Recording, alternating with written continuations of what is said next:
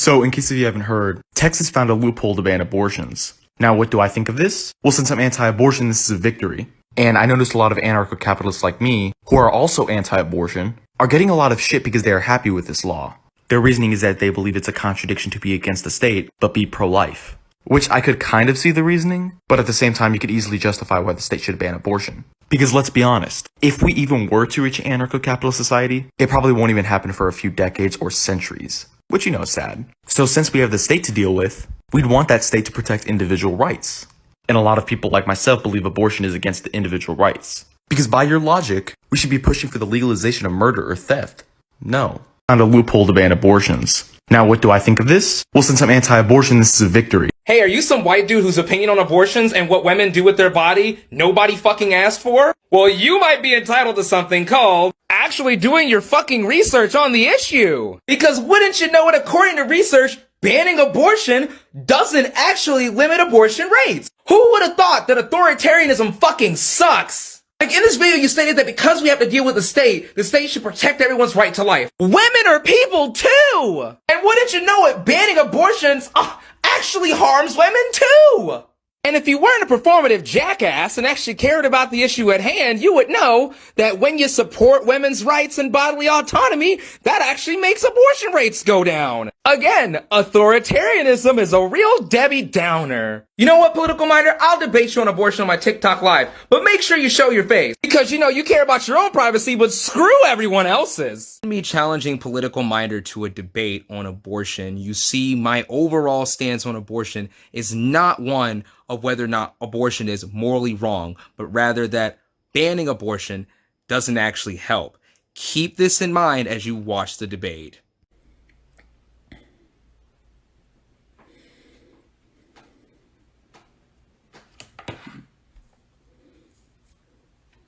I'm back. Should be here any minute.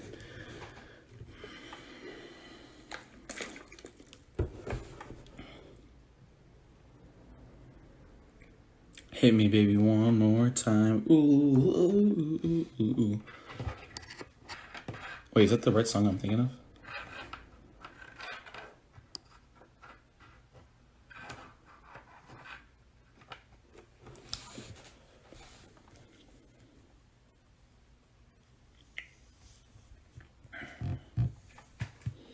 Oh, I was thinking of Maroon 5.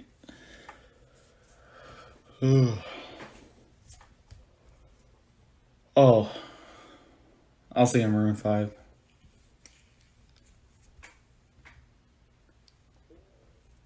WAP.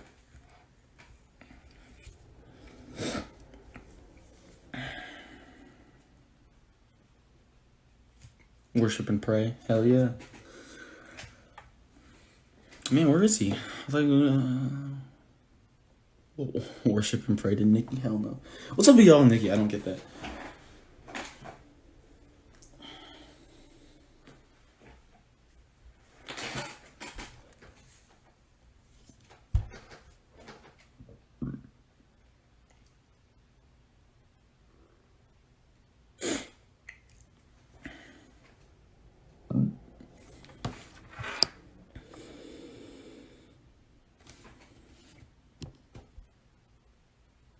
Are you sure no gay babies? Oh my god. Ariana's superior to Nikki. I don't like both of them. They're both weird. All they do is talk about sex. It's annoying. Where is he? Jesus, I thought he... It's...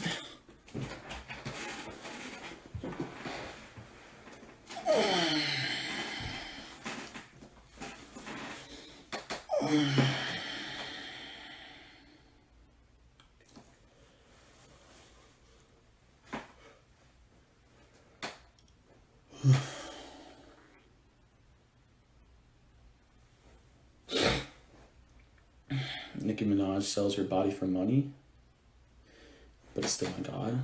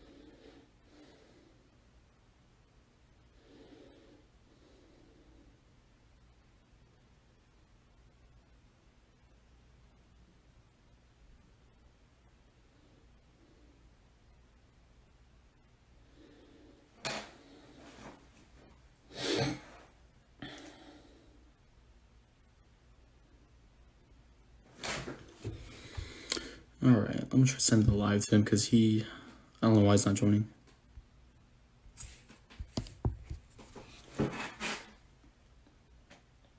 I didn't think I had to send the live to him, but...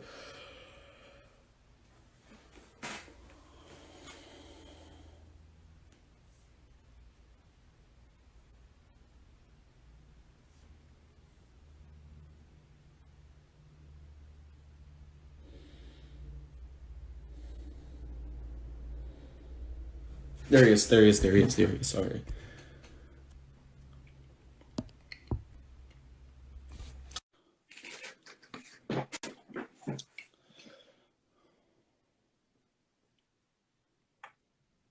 All right, there we go. You there? Yep. All right, what's up, man? What's up? Not much. So I'm assuming your name's Eli, right? So that's not the username. Yep. All right, Eli. I just want to ask you a question. Why'd you name yourself not Eli Monty?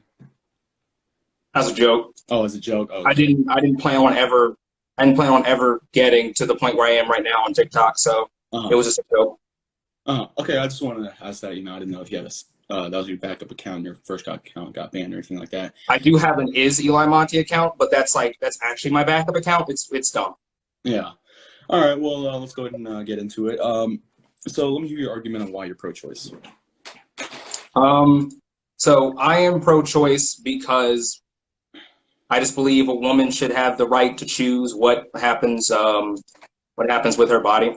That's basically it. So your only argument is bodily autonomy? I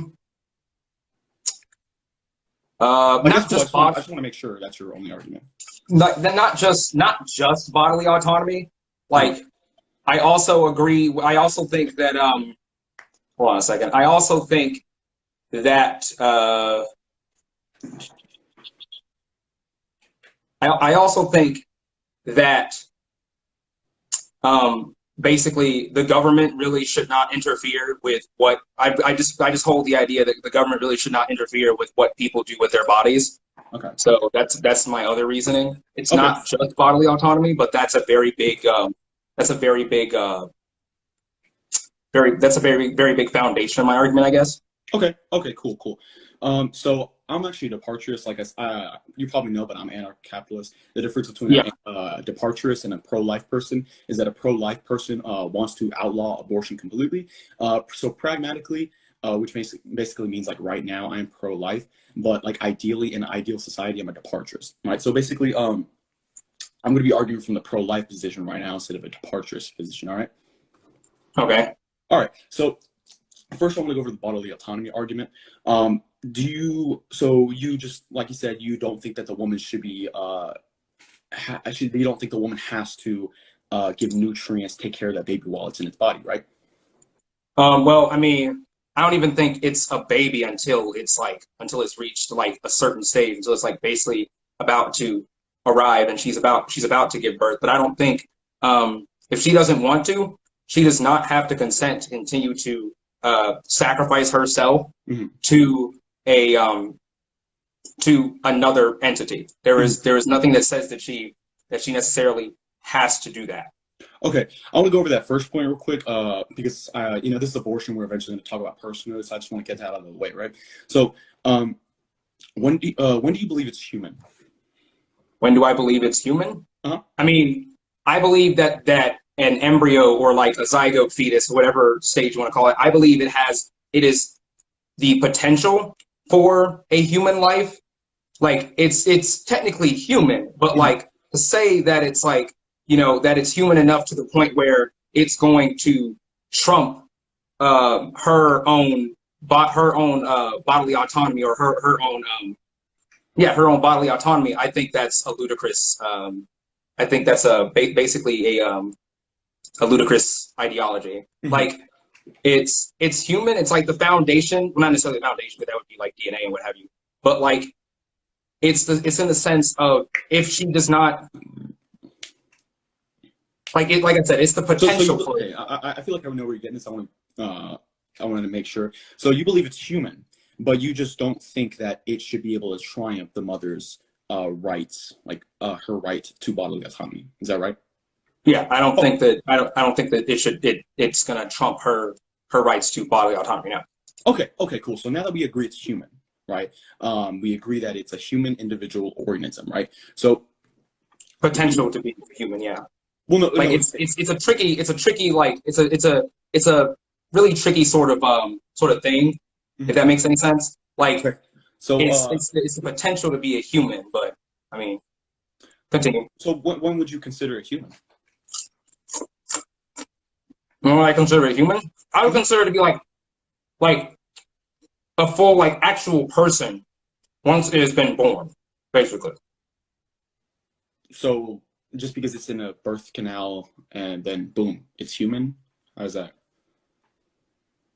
No, it's like it's not necessarily like a complete human yet. It is human, but it is not a like complete human yet until it is like born and it can fend for itself, etc., or at least can survive without the mother giving her literal self up to it. Okay. Basically. So I want to go over that. So I'm assuming you don't believe it's human until it's disconnected from the mother, because technically, he's connected. He can't live on its own yet, right? Basically, yeah. Like Okay. it's human, but it's not a full-fledged human. Okay, cool. So I want to bring up this certain topic right here, and this is not trying to get I just want to know, I'm pretty good faith. I don't want any gotcha moments at all. I genuinely want you to be pro-life. So I'm going to bring up a couple topics, all right? So let's talk about conjoined twins, right? So there are scenarios where conjoined twins are basically they're two different humans, but they're connected together through deformities or any kind of disabilities, right?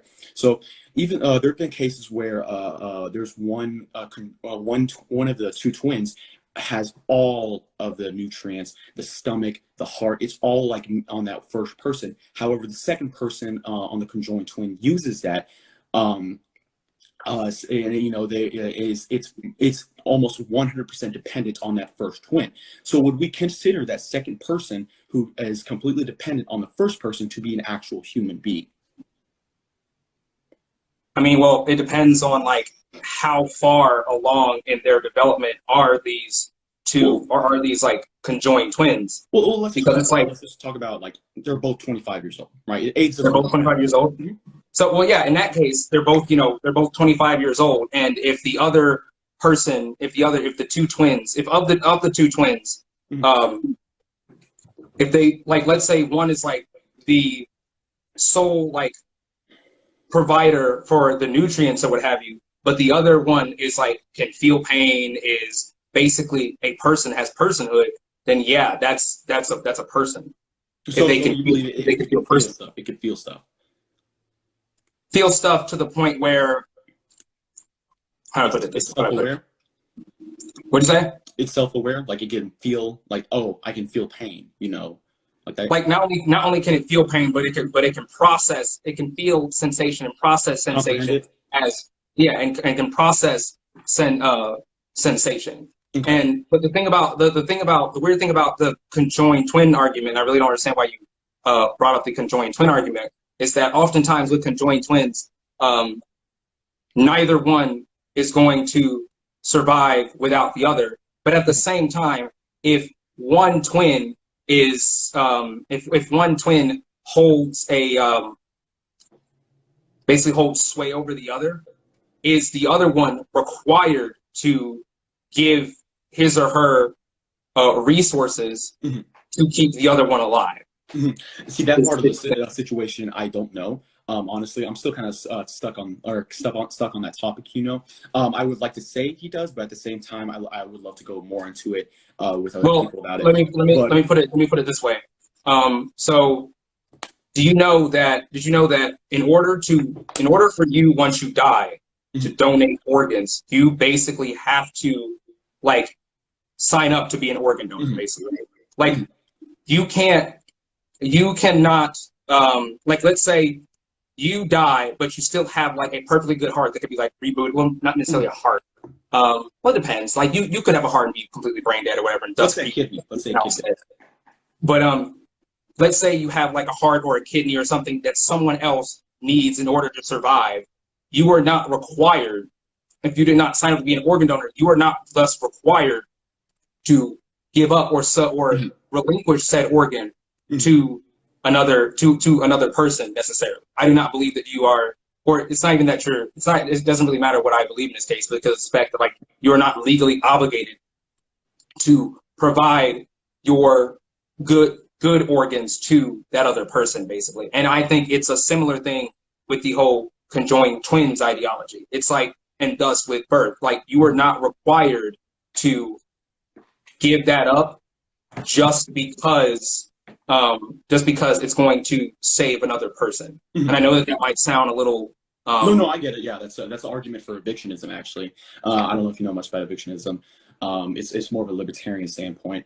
But anyways, I'm gonna go ahead and attack that argument real quick. So there's a huge difference between organ donation and pregnancy, right? When you impregnate or when you have sex and you what is the oh no, continue, go ahead. Yeah, I was just explaining that. So the difference is that whenever you have sex, right, and you get pregnant, you force that baby into a state of dependency on you. Okay, so therefore you're morally obligated to take care of that baby due to the fact that you took action to force that baby into a state of dependency. And like I said, you're obligated to take care of it, which basically means that since you put that baby into a position where that if they're out of that position they will die, since you put that person there, you have to take care of them, or you will be it will be considered murder. No, well, hold on. So Do you want me to because of the fact that you, Do you want me to explain that a little better? I understand. No. I completely get it. I completely get the idea that it's like that it's forced. I would say I would argue though that it's not forced, because it's literally just it's literally nature. Because I could also turn around and say that how about this, right? So let's say there is let's say there's a storm, right? Mm-hmm. There's a storm going on, and there is a person who is stranded outside. They have no sort of no sort of like shelter or any way to take care of themselves. Uh-huh. And let's say that person sees that your door is unlocked, Uh-huh. and then goes in, like, just goes in. Would you say that it goes in and like takes up shelter in your tent or your house or whatever? Would you say that person? Would you argue that person was forced to necessarily do that? Mm-hmm. Basically. Okay. So the main difference is that the storm put him in that position. All right. Right. So the thing is, the storm is what? The storm is a natural thing, right? Well, Storm is nature. So basically the main difference is that, and I'm going to explain why I concede to rape and I'm okay, not necessarily with abortion, but evictionism, when it comes to rape. But that's a whole different topic. We can talk about that later. But we can. Yeah, but the main difference is that whenever you have sex, the mother and the father are both equally responsible, and they are the ones that put that baby into that position. The difference with your situation is that storm put that person in that position where you right. Old. So it's not necessarily if they're forced; it's whoever is forcing them. For example, let's say I'm on top of a cliff, or let's say me and my friend are on top of a cliff, and there's me and him are just messing around. We're just shoving each other, and eventually I shove him off the cliff. I was like, you know what, screw you. I shove him off the cliff, but for some reason he grabs onto my hand and I'm holding on to him for dear life. And the only thing that is keeping him from certain death is me holding on to him, right? So therefore, by your logic of bodily autonomy, I should be able to let go because it is my bodily autonomy, even though I was the one that put him into a position of almost near certain death. No, because the thing is, the thing is, it is not costing you anything, any sort of resource or whatever, to help that person back up onto the cliff. Meanwhile, with the mother, it's costing you muscle. Like you don't have to. You should just right? Not really. It's not costing you anything in the same way that it's literally costing the mother next to everything almost to keep that baby alive, basically. Well, it doesn't really matter, does it? I mean, it does, because the thing is... Okay. So, first of all, it doesn't really matter because, like I said, that person put him into a state of dependency. Okay, if they put him into a state of dependency, right, they are obligated to take. But also, the thing is, you're assuming that your argument rests on the idea that basically every sexual intercourse is going to result in a pregnancy. No. But the thing is, right, but the thing is, when someone's standing at the edge of a cliff, like right at the edge of a cliff, and you push them, they're gonna go. Like almost basically every time, they're gonna go. Meanwhile, with pregnancy, there's many other aspects, there's many other factors to be considered here with pregnancy, such as whether or not contraceptives were used, whether or not someone is fertile enough to have said child, basically. Okay. And that's why basically it's like in that particular case of shoving someone off of a cliff, you actually went ahead and did that. You meant to go ahead and shove them off the cliff and meant to do that. Meanwhile, with getting pregnant, you can do everything in your power, literally, to not get pregnant and still literally be pregnant. Okay, so if that makes sense. No, I completely understand where you come from, but here's the thing: I don't necessarily think that matters, and I'm gonna explain why. So, if there was a button on my desk right now, right, and if there was a 50-50 chance that person would that button, if I pushed that button, it would kill someone across the globe, right? And I pushed that button and he died. Am I responsible for his death? Because you pushed the button. I know I've heard this argument before from Tyler Blumman, but continue. No, I'm asking, is he responsible for it? Yeah. I said yeah. Okay. You're responsible because you knew that if you said did you say that that if you press the button somebody was going to die like 100% somebody was going to die, like they were going to die if you press 50-50 chance. 50-50 chance. Oh, 50-50 chance. Yeah, I'd say that you're responsible for that person's death because you knew that if you were to press that button, that someone would go ahead, that someone else would die. Like, why would you press the button in that case? Like, what are you getting out of pressing the button? You're getting like nothing from pressing that button. You're literally just murdering somebody. That doesn't necessarily matter, you know. Except it does, because if you're comparing it to how about we fit abortion and sex, there's a 50-50 chance. One is to kill someone and one is to get $100, right? If you push that button, you'll either get $100 or kill someone. So let's say you push that button and you kill someone, and is it still your responsibility? Well, yeah, but so that's kind of the same thing with sex, right? Not really, because again, there are measures you can take to lower the chance of sex, because sex isn't like a 50-50 chance. We'll make it even better. If anything, sex is literally a roll of a dice that may or may not have even or odd numbers. Okay, we'll make it even better. We'll make it even better on your pet. Let's say there's a 0.1% chance, hell, 0.001% chance that it kills someone. If I still push that button, and there's, like I said, the other chances I get $100, right? If I push that button and it still kills that person on the slim chance, am I still responsible for his death? Yeah, you'd be responsible for the person's death. Okay, good. So using that criteria, all right, you are responsible for that baby, right? Because you had sex, and listen, you can take as many contraceptives as you want. You can slim the chance as much as you want. But if you took the action to put someone into a state of dependency, you are morally obligated to take care of it, right? Morally obligated to take care of them. I mean, I guess you could say that you are morally obligated to take care of them, but whether or not you have to, nobody's saying. The thing is, like, nobody's saying that you necessarily like have to. And again, it's like, I don't necessarily consider that that fetus necessarily, like I said earlier, to be a full functioning person.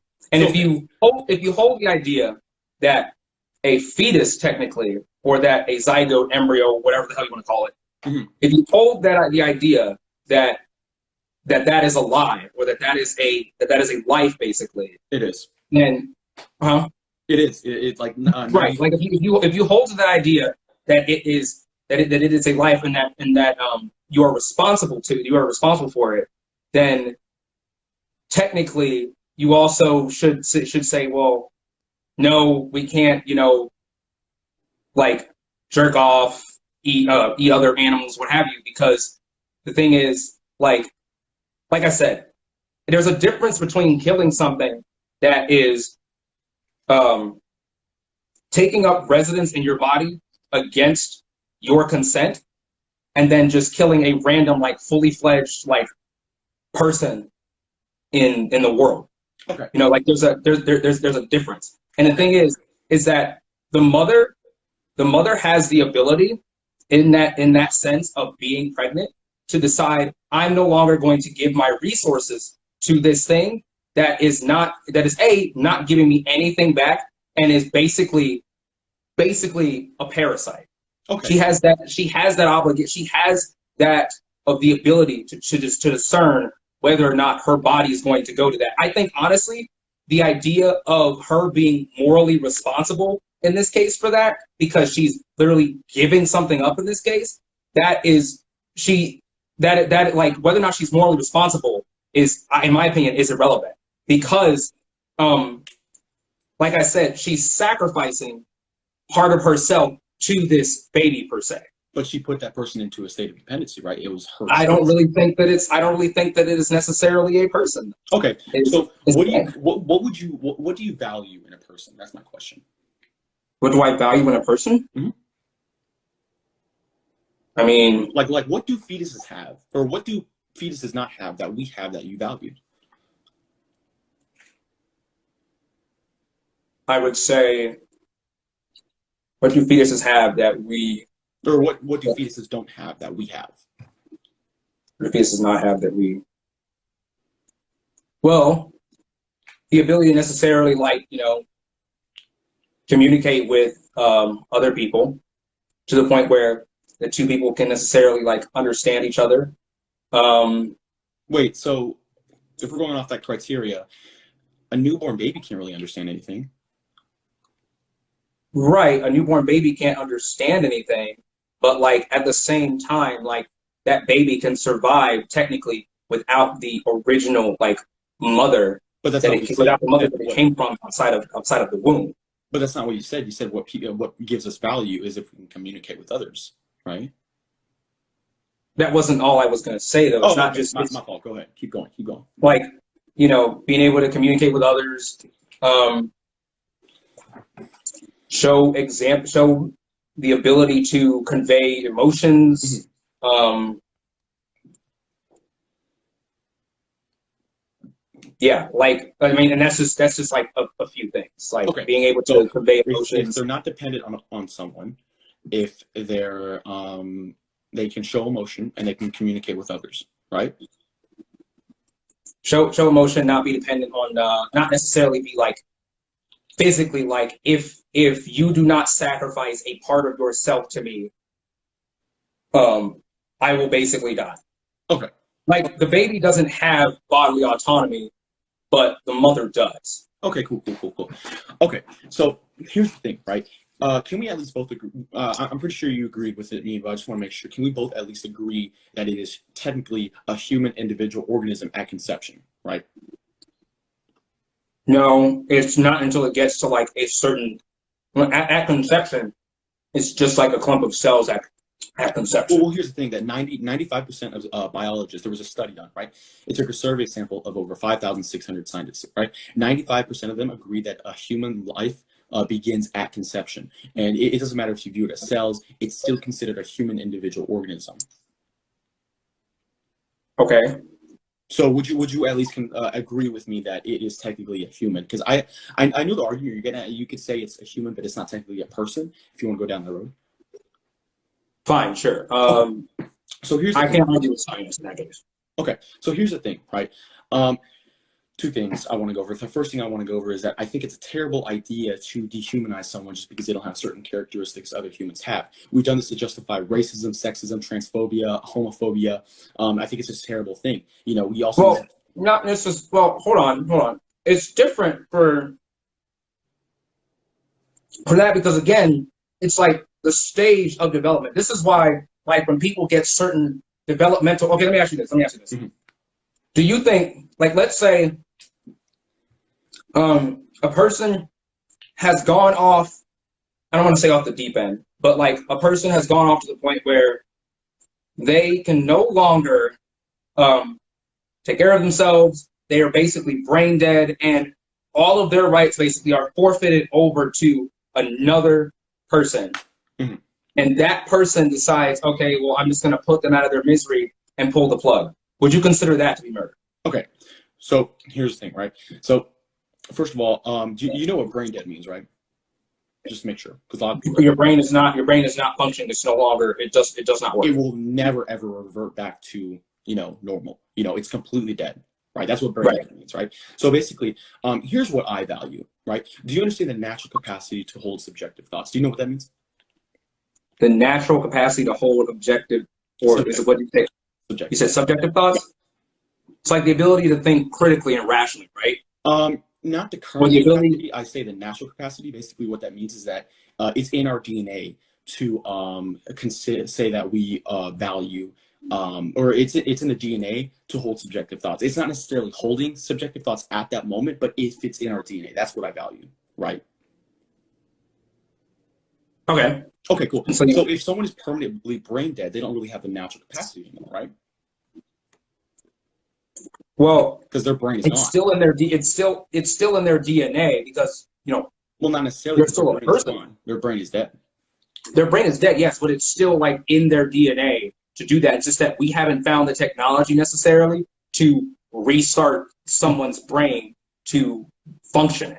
Okay. So let me elaborate more on the whole natural capacity. What I mean by that is that do you know what, like, okay, so your idea is that because the fetus can eventually get to the point where it can hold subjective thought, that is basically where your argument is going, right? Okay, so let me explain further on what natural capacity means. So imagine that there's a man who doesn't have his legs. Let's say he lost in a battle, right? So he lost his legs, but he still technically has a natural capacity to have two legs because it's in his DNA, right? He doesn't have the current capacity because his legs are gone, but he has a natural capacity because he's human, right? Natural capacity to have two legs. To walk?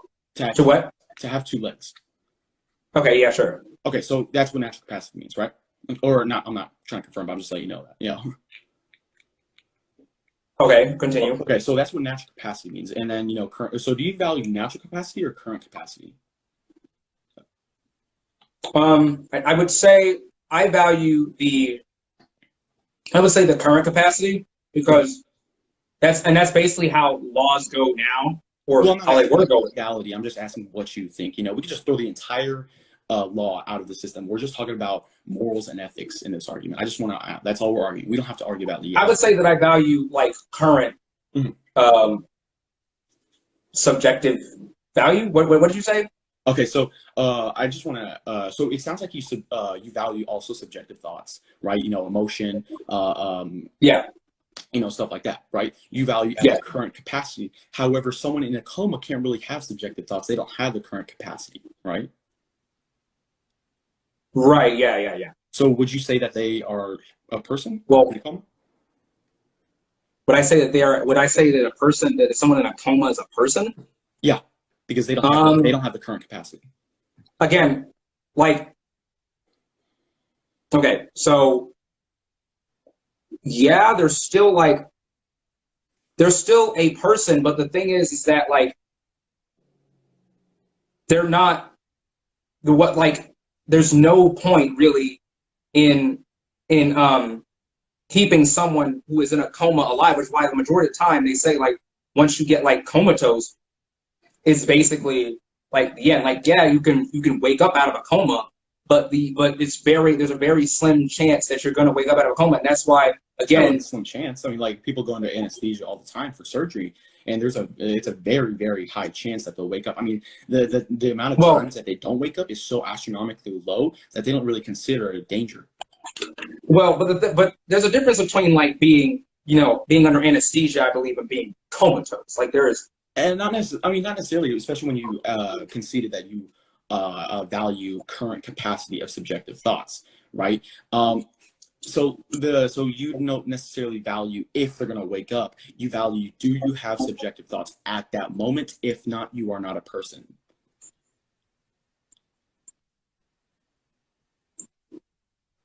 Okay, so wait, repeat the question again. Okay, so you said that you value subjective thoughts at the current capacity, right? I value the subjective thoughts at the natural capacity. We explained the difference. A person in a coma at that moment does not have subjective thoughts due to the fact that he's under anesthesia, right? And he'll wake up eventually. You know, it's a very slim chance that he'll die. Do you think that he is a person? Well, yeah, he's still a person, but there's a difference. There's a difference between going under anesthesia and then just being pronounced like comatose. Like you with someone who's under anesthesia, once the anesthesia wears off, like they will come out of it. But the thing is, like once you are comatose, like I said, there's still a chance of him waking up. There is a chance, but it's much lower when you're like, I don't want to say naturally comatose, but there's a higher chance of you waking up from being placed under anesthesia than when you just when you slip into a coma and become comatose. Okay, so first of all, I just want to say the chance doesn't really matter, because here's the thing: you conceded to the point that if you hold the current capacity, current means right now in the moment. Okay, the current that you have subjective thoughts, you are not considered a person. Okay, it doesn't matter if you'll wake up in 5 months from now or 5 days from now, or how, it doesn't matter what the chance is. It's at that moment. If you are not having subjective thoughts, you are not considered a person. So that is what your argument is, or that's what you conceded to.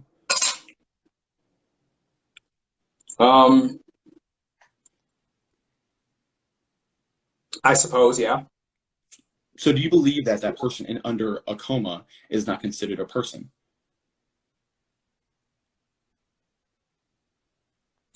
Well, it's not that they're not considered a person. It's just like they just don't have the ability to really govern themselves anymore, is the thing. But that's not because see, here's the thing: when someone goes under a coma, some of you are leaving out here is that when someone goes under a coma, usually their rights get transferred over to another person of their family who is not comatose, and you can decide whether or not to take them off of life support or what have you. I believe. Wait a minute. You believe that they don't have rights and they're transferred to someone else just because they're under a coma? Isn't that what happens when you go under? I've never had like a family member go under a coma or what have you, but like when you go under, when you become comatose, like doesn't it get to a point where the doctor goes to, like, let's say the mother or the wife or whoever and says, hey, we don't think he's going to wake up, he or she's going to wake up. This is kind of just like the end of it. It's your call. Take him off life support, or first of all, it would depend on what he put in his will. If he put in his will, like, hey, if I don't wake up in 5 minutes after my coma, just kill me. You know, that's okay. So what you're saying is that since he was able to make that discernment beforehand, right? Mm-hmm. That means that he was a person, right? It's the same thing. It's the same ideology of being able to take organs off of a dead person, basically. See, the thing is that a fetus cannot consent to, really to anything. Like, meanwhile, that person, before they went comatose, has the ability, had the ability to write down on their will or whatever, like, should I go comatose because of my dementia or whatever? Do not take me off, or please take me off of life support. The thing is, a fetus never has that. It never has the ability to consent to that, basically. Consent to death or what? Consent to death or life, really anything. Okay, the fetus cannot. First of all, just because someone. Okay, so first of all, I just want to go over. Comatose means brain dead, right? Right. Okay, so if I explained why they're not a person that brain dead. Say one more time. I explained earlier why they're not a person that brain dead if they're brain dead. You said why they're not a person if they're brain dead? Yeah, I explained that a while ago. Okay, continue. So, so let's talk about general anesthesia, since I already went over the whole brain dead thing. So if they're under general anesthesia, right, and they already consented to, there's like a whole, I'm trying to figure out your argument because you said a lot of things. I want to go over like each point. So Okay, You so can you can consent to being put under general anesthesia, but you can't necessarily consent to go under a coma. no, I'm talking about general anesthesia. Let's talk about general anesthesia. All right. But So I'm just saying. But continue. okay. So first of all, I want to go over the consent thing. Just because they say they can't, just because they can't say or consent, does that mean they consent to death? You know what I mean? For example, if I like, for example, let's talk about sex, right? But see, that's what happens though. Is that like if they don't have really it written care down? I don't care what happens right now. I'm just saying what we think. But see, but no, that's the thing though. It's like if they did not have it like written down or whatever, then they technically, unless I'm wrong here, and like the rights do not get forfeited over to another like person, what have you. If a person goes comatose like without the presence of anesthesia, like the rights of that person to necessarily be kept alive or what have you. Wait, let me ask you this: where do your rights come from? Rights are subjective, like they come from basically like the law of the land, I suppose. I don't think so. Okay, so rights are axiomatic. Do you know what that means? Say it one more time. Axiomatic. Do you know what axiomatic means? This is like a liberty. No, what does that mean? It basically just means they're inherent. They are like that. We basically have negative rights. That's where rights come from. You can't really transfer rights. That's not really a thing. That's weird. I guess you can consent. But like legally though, you're able to legally though. Other family members are able, unless there was like consent given in the form of a will, they're able to. I mean, like, here's the thing. I don't want to argue legality because this is not a legality argument. I want to argue ethics. But I think it is a legality argument because we're talking about the focus of this is like talking about like, okay, you asked me why I'm pro-life. Let me ask why I'm pro-choice. Let me ask why are you pro-life? Okay, so I value every single human, no matter what. I believe that. Yeah, I value humans. Second of all, I believe that if you force a person into a state of dependency, you are morally obligated to take care of them. Yeah, or it's considered murder. That's basically why I'm pro-life. Well, I mean, right now I'm pro-life. I'm actually departures, but okay, so you would argue that because you force them into a state of dependency, which I would say is because of the fact that it's like nature, I would say no, because like you can't consciously make, and that's the whole thing, you can't consciously make the decision. It doesn't matter if you make this decision. It matters if you're responsible for doing that action. For example, if you want to argue nature, right? Like if nature is because nature really can't force. It's not a rational actor, right? It can't act. Right. It's not rational. But like I said, well, let me finish real quick. Let me finish real quick. If there was some dude at the bottom of a river, right? And I opened a dam. Like, let's say there was a dam holding all this water back. I opened that dam and all the water just came crashing and killed him. Even though that was technically nature that killed him, I guess, I was still the one responsible for that, right? It would depend on whether or not you knew that the person was down there. Like, it's one of those like technicality things. Like, technically you'd be responsible, but whether or not you could be fined necessarily or charged for that person's death. I mean, I would say if you didn't know that, if you had no idea that person was down there. Okay, so if you didn't, I mean, I guess if you didn't know that, well, like, let's be honest, everybody knows that there's a chance. I mean, like, if you, like, everybody knows, like, if you could find me one person that doesn't know that pregnancy is linked to sex, I would love to see that. But even then, if you, like,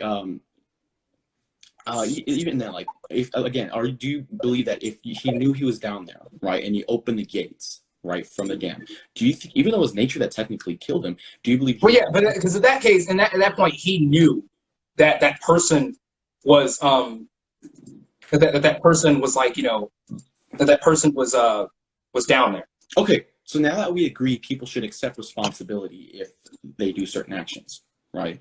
Obviously, it's a pretty big thing, right? I mean, you can accept responsibility to the point of like, yeah, you would be responsible, but that doesn't mean that you can't have like an outlet if that outlet is presented to you. And abortion is that outlet necessarily abortion is that outlet to pregnancy, basically. Wait, so wait. Let's go back to that one argument real quick, right? So you remember that argument where I talked about the skyscraper? Or like the cliff, hanging off this cliff? Oh yeah, the Okay. thing that Tyler Bluntman said. Yeah, continue. Yeah, I love that argument. And the reason why is because it's almost It's a stupid argument, but continue. I mean, I love it, right? So since he put that person into a state of dependency on him, isn't there another outlet of letting him go?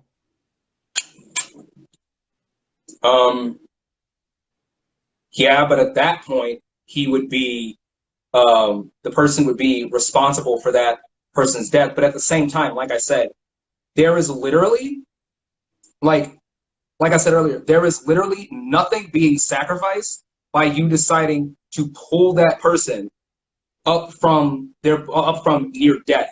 Meanwhile, the mother is sacrificing everything, and she simply does not have to sacrifice everything to potentially bring another person into existence. Like for instance, you don't even know necessarily if that person is going to be, or not person, if the being or organism that is inside of the mother is necessarily even going to survive to term. That's the thing. You don't even know necessarily if that thing is going to survive to term, which is why so many anti-abortion arguments are so slippery in the sense that they evaluate things from a black and white perspective. Meanwhile, the topic of abortion itself and childbirth and all that stuff is not necessarily a black or white perspective. It falls in line into like a sort of gray area, or like a sort of, yeah, it falls into sort of a gray area. Okay, so I want to go back on that one point. What was it? How if you pull him up, it's not really affecting anything. That doesn't matter. If you could agree, like it does though. It does though, because the thing about abortion is that. Let me go into it. I let me talk. So Okay, yeah. So first of all, that doesn't necessarily matter, because what do you think bodily autonomy is?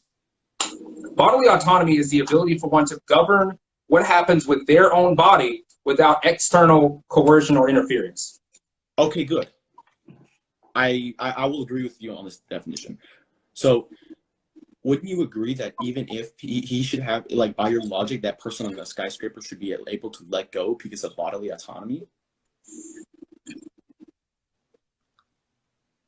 No. Why? Because again, like I said, with bodily autonomy,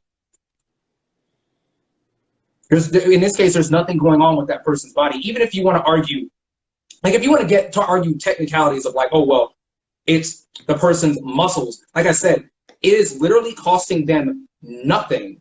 And it's not necessarily a govern of one's own body in that, trying to decide what happens to one's own body in that particular circumstance of the fact that that person knew that when they were going to push that person, that they were going to put them in a state of, they're about to die, basically. Okay. So again, it doesn't matter if it's just muscles using it for like a 5 seconds at all. By your logic, right? Because bodily autonomy, here's how I define bodily autonomy. It's exclusive control over your own body, right? That, I think we could agree that's what bodily autonomy is. It's exclusive control of your body with no outside interference. We have a similar definition, right? Well, it's to govern. It's the ability to govern, govern what happens with one's own body. So, like, you can decide, exclusive control over your body. you can decide that, like, you can decide to let go of that person, but because you basically push them, like, you're the one who pushed them. They're like, and there's no other outcome for that. Like they're going to die. But it's different from having intercourse. No, it's not. It is, because I said, there was only one. That's like saying, okay, this is one of the reasons why, like, my father explained this to me like a while ago about like math, right? I don't know why he didn't like math. He said that with math, he prefers science over math because even though the two like go hand in hand, he's weird. With math, 2 + 2 = 4. But in nature, or like, let me put it this way, 1 + 1 = 2. But in nature, 1 + 1 could equal. It depends on like other variables. It could equal so many other things, basically. You know what I'm saying? Are you trying to make the argument that morals are subjective? That what? Are you trying to make an argument that morals are subjective? Yeah, morals are always. Well, no, I agree with you that morals are subjective. Are you saying that you should be able to let go because morals are subjective?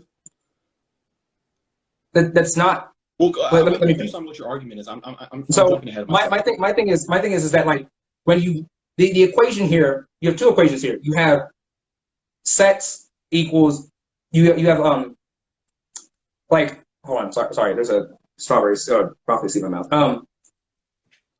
Sex could equal like one person plus one person having sex could equal child, or man and woman having sex could equal child. Meanwhile, you have person plus push other person off of building is going to equal death. That is what that is. And this is what I said earlier is that the two people having the intercourse may or may not lead to sex, even if you have it unprotected. Okay, so let me go over that argument real quick. I thought I went over this argument with you, but I guess like I'm not trying to be rude, but like I guess it didn't go to you I guess I didn't explain. I guess I just didn't explain it well enough. Okay, so let's go back to that button argument. All right, if there's a 0.1% chance someone is going to be paralyzed for the rest of their life, right? Or be some kind of medical condition or something like that, right? And the other chance is $100, right? And I push that button, and now he's in has some kind of disability. Am I responsible for paying for his bills, stuff like that, even though there's a 0.1% chance of doing that? I mean, technically, you would be responsible. Whether or not you could be fined as responsible is different. This is why I'm saying like. A lot of these arguments don't exactly equate because there's great areas. You're saying someone's not responsible. You're saying that someone's not responsible just because there's a chance that it won't happen. It doesn't matter if the chance or not. If you push that button, all right, you were responsible because not only did you okay, so yeah, they're responsible, but at the same time, it's like okay,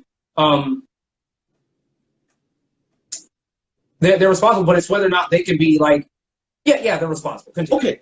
If we agree someone's responsible, because your argument was that they're not responsible based on chance, then what is the difference with pregnancy? I'm not understanding because not only did we agree that people should be responsible for their actions, right? But we should also agree that people should be responsible for his actions that have chance. You know, so what's the problem here? So okay, so do you believe? Do you believe that abortion should be basically? Do you believe that abortion should be outlawed or illegal? Is that what you believe? So pragmatically, yeah, but ideally, I'm in favor of abolishing the state. So you believe that abortion should just be? So you do believe that abortion should be abolished? That's what you believe. I don't know about rape. I'm still kind of questioning that argument. I feel like but you just answer the question. Do you believe that abortion should be abolished? Yes or no? Well, I mean, there are different scenarios with abortion is rape and there's not rape, you know, but with everything that's not rape, ban abortions. Everything that's not rape, ban abortions. And also okay. I'm still questioning like if the mother is going to die. I'm still wondering about that argument. But pretty so much, you think so you're questioning you think it's questionable if the mother I'm trying to understand this.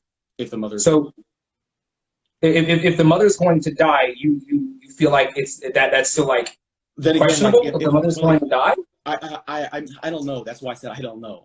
I really don't know. And what do you mean you don't know? I mean, if you're pro-life, shouldn't you thus say, okay, well, the mother's going to die, let's preserve the mother's life because the mother is still needed by. The mother did make that decision to take care of the baby, but I don't know. You know, that's why I'm still confused about it. I don't have a decision yet. I'm still like working on it. Okay. Okay, fine. Anyways, probably not. I would say that abort the baby or evict the baby. Definitely not abort the baby. I'd say evict the baby, but I don't know. I couldn't tell you on that one. And I'm open to both arguments. But I'm more likely on evicting the baby. But okay. Yeah. So anyways.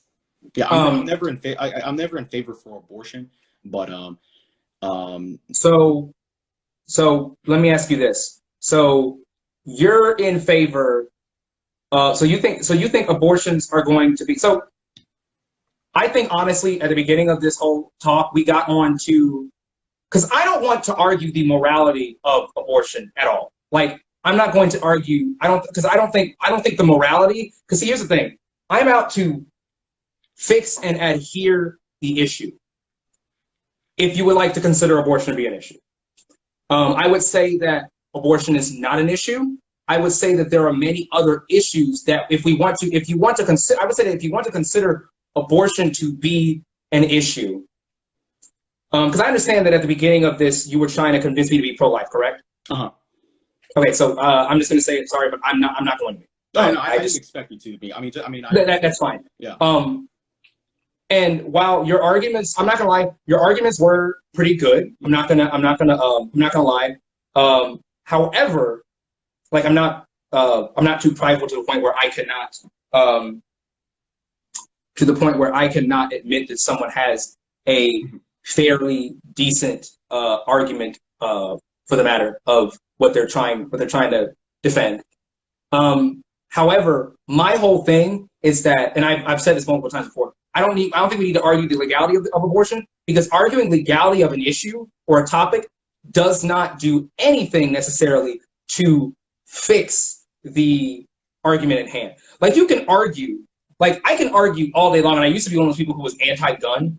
Like you can argue all day long that guns lead to death or guns lead to higher rates of crime or whatever the hell you want to argue.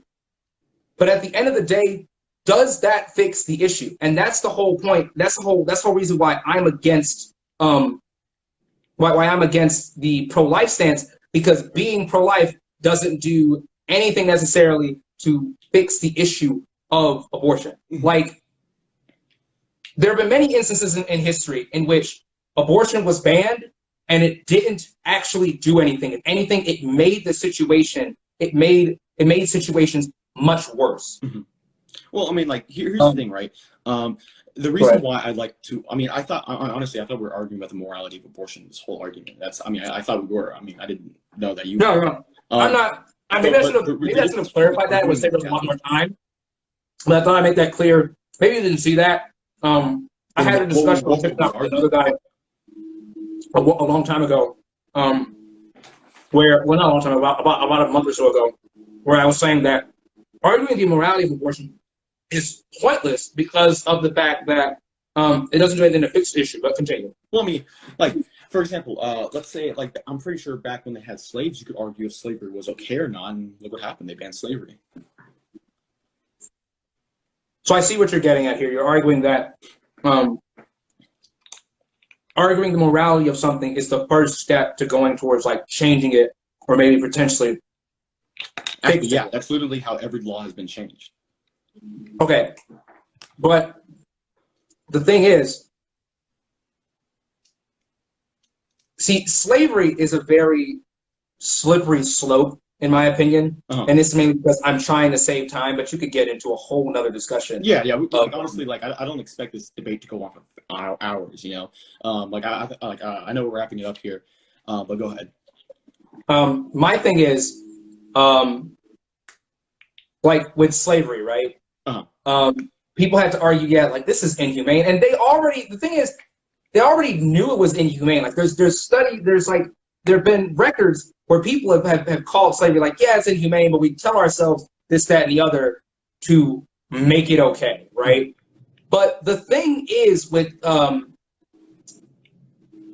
slavery and arguing the morality of it is that slavery technically still happens today, regardless of how moral it is. And the thing is, even if you ban, and even after, because slavery was never banned in the Constitution or even in America. It just changed as to the conditions, the conditions as to how someone could be placed under slavery changed. So the whole idea of like slavery being banned, or that's how we got to ban slavery, that's irrelevant because slavery was technically never banned. And that's the thing I'm saying about abortion is that you can argue the morality of abortion all you want, and you can argue that abortion should be banned, but it's not going to fix the issue. It's that because women are still going to throw themselves down the stairs, bleed out and die. They're going to stick things up their lady parts, bleed out and die.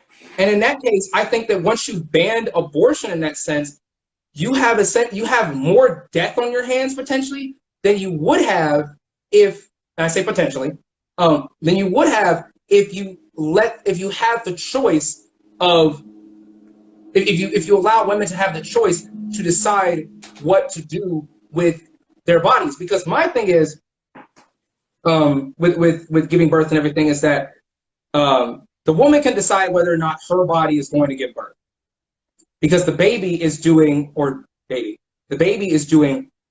nothing. It's her body that makes the decision, or not makes the decision. Her body that just does the natural thing of giving birth. She can decide whether or not her body is going to do that, and that's the whole idea behind, at least in my opinion, behind My Body, My Choice. Let me ask you this: are you in support of universal health care and education? And are you in support of universal health care, education, and mandatory livable minimum wage? Okay, first of all, do you know what do you understand property rights? Property rights, the ability to claim ownership over something. Okay, so first of all, are they all funded through taxes? Are they all funded through taxes? Like except the minimum wage, because obviously that's not really the industry. If it's all funded through taxes, I'm against it, because taxation to me is theft. Okay, so I would not be in favor. How else would you recommend that we achieve universal health care or education? So I don't mean to be rude, but this argument has gone on long enough. If you want to schedule another debate for universal healthcare or free public schooling, I would love to. Well, the thing is, you kept asking me questions, but yet, like, I didn't get to. The problem is that's a red herring. Okay, you're trying. Hold on. No, because see, here's the thing. I think we got off to the point where, because like I don't. Before we decided to come and debate, we should have decided like what exactly like our stances particularly were on in terms of abortion. We should have like gone in detail as to what our stances were, so we would know what to address and what not to address. Because basically you got to ask me and present your arguments, but I didn't get to present the arguments that I had prepared for the debate as well. And the thing is, the things of like universal healthcare and like universal healthcare, education, etc. These are the things that would help potentially lower the abortion rates. Okay, so and they're much more effective at, and also affordable or much more accessible, easily accessible contraceptives. Access to contraceptives is also something that would help. Also something that would help lower abortion rates as well. That's where I stand. I don't stand, and I typically tend not to debate the morality of the issue of abortion, because again, like I said, you can ban abortion, but again, it's not going to prevent the action of abortion from happening. So it's good. It most likely have. Huh? So wait a minute. So I didn't really understand your last argument. So if you want to explain it a little bit better. So if there was still slavery, then by that logic, what's the point of trying to abolish slavery? And like arguing the morality. Slavery was never really. They say it was abolished, but it was never really abolished. It just changed. No, I'm not saying that. But like, what was the point of them trying to? I'm not saying what was the point of abolishing. I'm saying what was the point of them trying to? Was to give rights to people. That was the point of them abolishing slavery. It was the fact that it was also just incredibly inhumane about it. Hold on. It was also incredibly inhumane in the sense that you have this person that can feel and process pain, and you're dehumanizing that person, beating the shit out of them, forcing them to work against their will. Yeah, and I believe abortion is morally wrong as well. I believe, like, I know you disagree heavily, but you have to understand where I'm coming from. The reason why I want to argue about it is because I believe abortion is literally the killing of an innocent human being. Okay, and I don't think that's okay. I don't care if it's relying on another person or not. They literally are innocent, and it's not okay to kill them. Okay, now if you want to evict them, I understand that argument. I can talk about evictionism all day long and how that's wrong. But still, from my perspective, abortion is literally one of the most terrible things. There are 50 million abortions every year, and around the world, not in the U.S., but every year there's 50 million abortions, and we're literally arguing the morality is literally the first step because what are you going to do to say? I would say no, because again, like I said, and there's been many studies, like I've said, that have shown that banning abortion doesn't lower the abortion rates. That doesn't matter. All you Let do me ask when you you this, let me ban ask you this. abortion is you raise the potential, you raise the amount, basically, of women dying, because they're going to abort fetuses even if abortion is not accessible. Okay. They're still going to do it. Okay. First of all, And that's the thing. right? Let's say there's a situation where, let's say there was a country, right, where murder was legal, right, and for some reason outlawing murder wouldn't lower the homicide rate. Would you still want to ban murder? Yeah, but I don't believe abortion is necessarily murder. No. But you have to understand where I'm coming from. You can't really refute. I understand where you're coming from. Yeah, you have to refute my claim. And so if you would agree that we should still ban abortion, or if you agree that we should ban something if it's morally and like ethically wrong, that's where I'm coming from. So you bringing up that argument isn't a good argument. Bring up the argument of like, oh, it's not gonna stop abortions, stuff like that. I still want. But see, that's the thing, though. I'm not coming from a morality perspective. I'm coming from what can actually lower the abortion rates. That's what I'm coming. How are we going to do? Okay, so like I said, right? By providing services. Wait a minute. Can I say something quick? You just said you're not arguing from the morality, but if it lowers it, so. If there was a country where murder was legal and lowering the amount of murders, but legal, the thing is that abortion is not. But abortion. You have to understand where I'm coming from. You have to understand where I'm coming from. Okay. It doesn't matter if what you're coming from, where you're coming from. What you said doesn't you don't care about the morality. You care about if it lowers the amount of whatever's happening, whether that be murder or abortion. So if there was a country where illegalizing or criminalizing murder does not lower the amount of murders, would you be in favor of criminalizing murder? Would I be in favor of criminalizing murder? Yeah. Well, yeah, because it would deter people from murdering. Just like how it would deter people from getting abortions if we criminalize. Well, hold on. But the thing is, let's think about ways to actually lower the murder rates. Like, let's think about ways to actually lower murder rates and abortion rates. Like I'm saying, like, I don't think you're understanding. Like you say, I don't understand where you're coming from, but I don't think you're understanding where I'm coming from. The thing about pro-lifers is that pro-lifers want to lower abortions and to protect the unborn, right? That's what you guys want to do. Sure.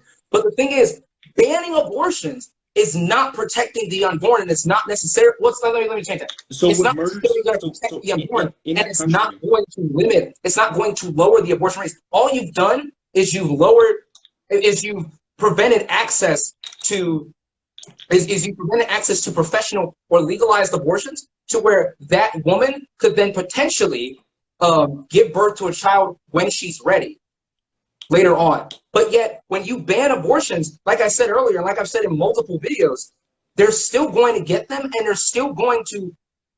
There's a pretty high chance that that woman, in that case, because she doesn't know what she's doing, is going to die. So now you have not only the woman who's dead, but you have the baby who's dead as well. But isn't the whole point of being pro-life is to prevent the death of that baby? What I'm saying is that the route at which pro-lifers are taking to preserve the unborn is not an effective one. Okay. Because your whole idea is to lower abortions, but we've seen in history that banning it doesn't lower it. But it's different with murder, because it's like, because with you can get into a whole other discussion with that. I know we're trying to wrap up. If you want to go ahead and wrap up right now, I got to go here in like 5 minutes. I got to go to work.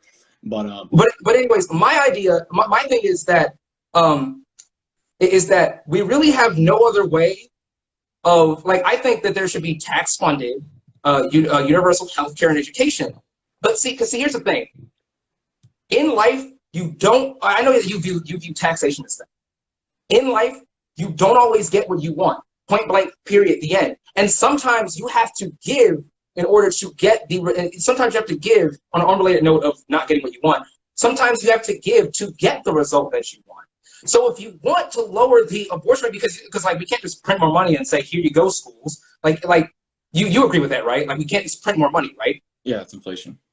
Right, that's inflation. So the thing is, there's this thing called opportunity costs. I know. I imagine you know what that is. You know what opportunity cost is as a person who knows economics, right? Sure. Or considers themselves, or prides themselves on their knowledge on economics. Mm-hmm. The thing with the opportunity cost, with lowering things such as abortion rates, murder rates, etc., is that something else has to be given up in order for that thing to necessarily be, in order for that thing to be lower or to bring about your desired outcome. Like, I wanted to go see, my fiance and I wanted to go see Godzilla versus Kong this past Sunday.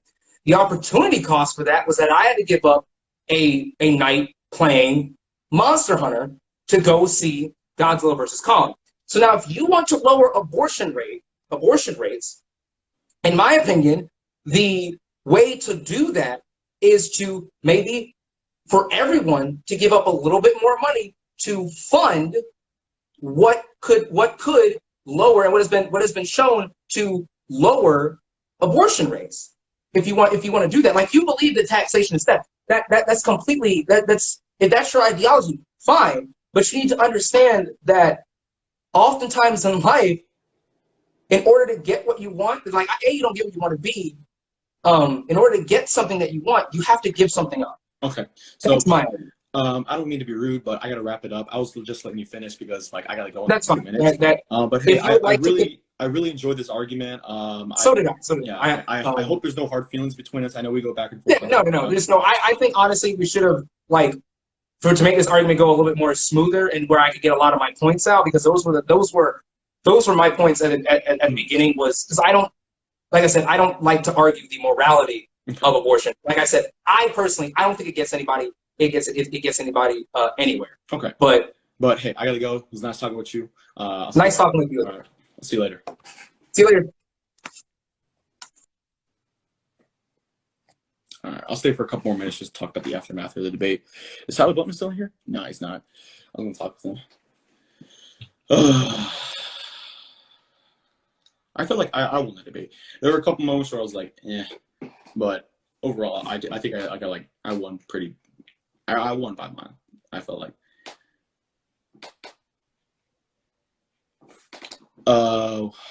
Bro, you said banning abortions won't prevent abortions, but you also said that ban murder will either. But you also said you'd ban murder. Yeah, I know. Lower. Yeah, Chris, what you doing in here? It's my friend Chris. I wonder if he's still in here. Yeah, he's in here. What's up, Chris? It was only like an hour. Expected. Hey, is there any way you can send me the audio? Yeah, I'll send it to you. Actually, we don't need the audio. It's not. I'm about to post it on my page here in a minute. Whenever I'm done, I just want to talk with my fellow friends. Chris, that's my boy. The footage, yeah, it's on my. It'll be on my page in like less than 30 minutes.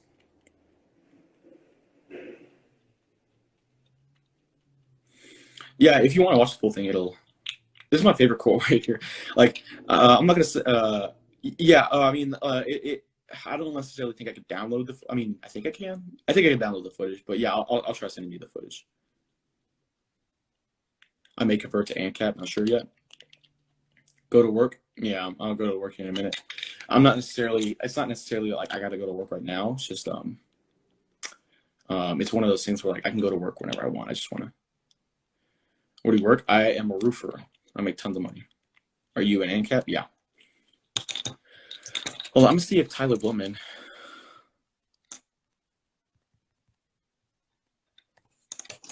This is my favorite comment right here. Loses debate, doesn't really, and it says debating doesn't really solve the issue. I feel like he was a good guy to debate with. This debate convinced me to be pro-life. Hell yeah.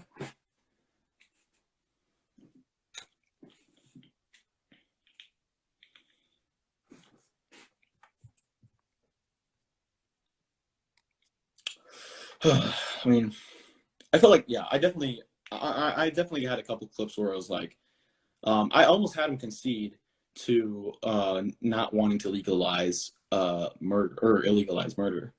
I almost had him concede to that. Oh, he's in here. I'm gonna invite him to the stream.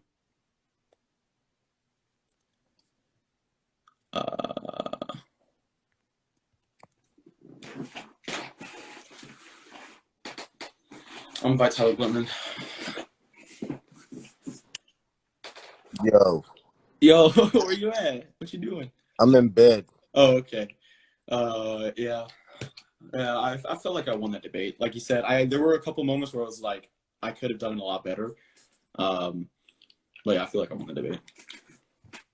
No, yeah, absolutely. Yeah, you definitely won the debate. First of all, you got to understand when you're dealing with somebody like fucking Monty, he's just a dumb person, right? So when you're arguing with dumb people, it's incredibly challenging to get them to see that you're overcoming their objections anyway. So I argue with dumb people all the time.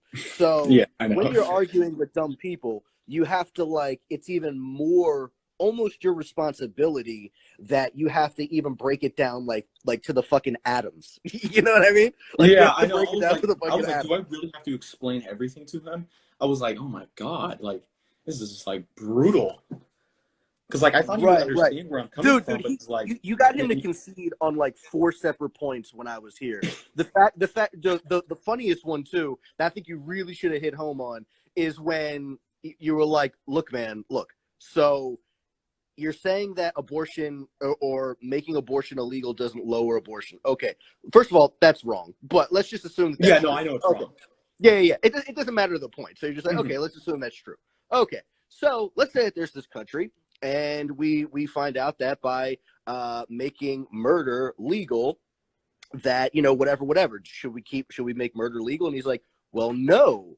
And then he even said this, and then he even said, well, because if we make murder illegal, it would low. And it's just like, bro, that's what we're saying. Yeah. And it doesn't even matter, right? It doesn't even matter. Even if it didn't lower it, some things are just deontologically wrong. You should not make them legal. Otherwise, you're arguing for some fucking cringe utilitarianism. Yeah, no, I mean, I felt like that was one of my, not my best debates, but it was a better debate than I normally have. Yeah, I'm gonna post those clips where he almost conceded, or he conceded to 4 different arguments. I was like, oh my God, this is such it was much easier than I thought. I thought he would because I'm not really good with the personhood argument. I'm somewhat good, but I thought he would really hit hard on the personhood argument. He didn't really hit hard at all. I got here late. What was his main argument? Body autonomy? Yeah, his whole argument was bodily autonomy and why we shouldn't get the government involved. And I didn't really argue about the government. I just wanted to talk. I mean, I guess we just didn't have the time, or we didn't really come around to it. But we just argued about bodily autonomy, and I brought up the argument of forced into a state of dependency. Yeah, sure. And things like that. And so he's still I like the whole pushing the person off the cliff. And then he was like, the difference between pushing a person off the cliff and pregnancy is that the difference is that there's a chance. And I'm like, the chance doesn't really matter. Yeah, I mean, he kept saying that there's a higher, it's with the higher chance doesn't matter. And then even if it was, you would have to say, okay. So you're saying the higher chance. Okay, can you tell me definitively right now, what is the percentage? What chance? Why does that matter? You know what I mean? Yeah. So this is why, dude, you've seen this guy before, right? On TikTok? Yeah, I mean, I've been wanting to debate him for so long. Eventually. Okay, so you've known about him for a while, right? Yeah, October. Okay. So my whole thing is just he's kind of the political punching bag of the left, and I'm talking about to Victoria Hammett status, just without Victoria Hammett numbers. He doesn't have her following, but he sure as hell gets punched as much as she does. So my whole thing is that he's just so incredibly bad faith. I don't think that there was really a point in debating him at all, unless you just want to dunk on him, because that you're not going to be able to convince him. Even in the face of logic, reason, and data, he still would say, nah.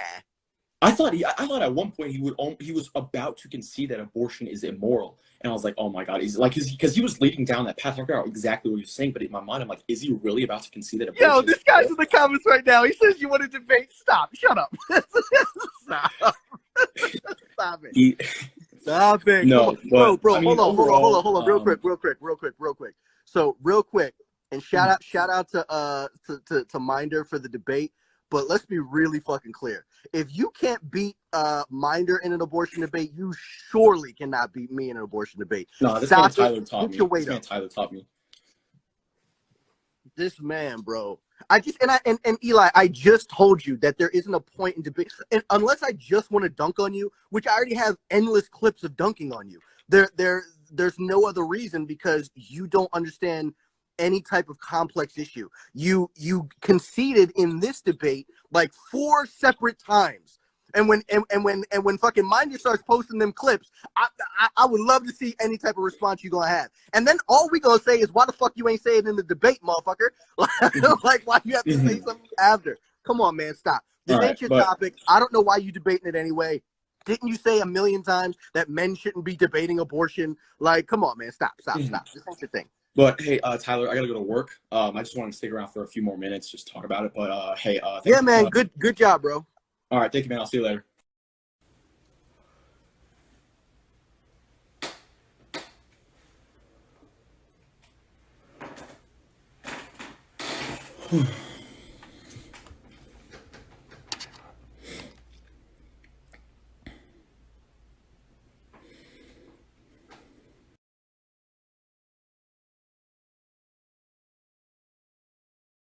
I find it funny how, as I started to actually roll out my points and stop just countering his points on morality of abortion, because I never argue morality, he coincidentally has to go to work. Says he's a roofer and says he can just go to work whenever he wants to go to work.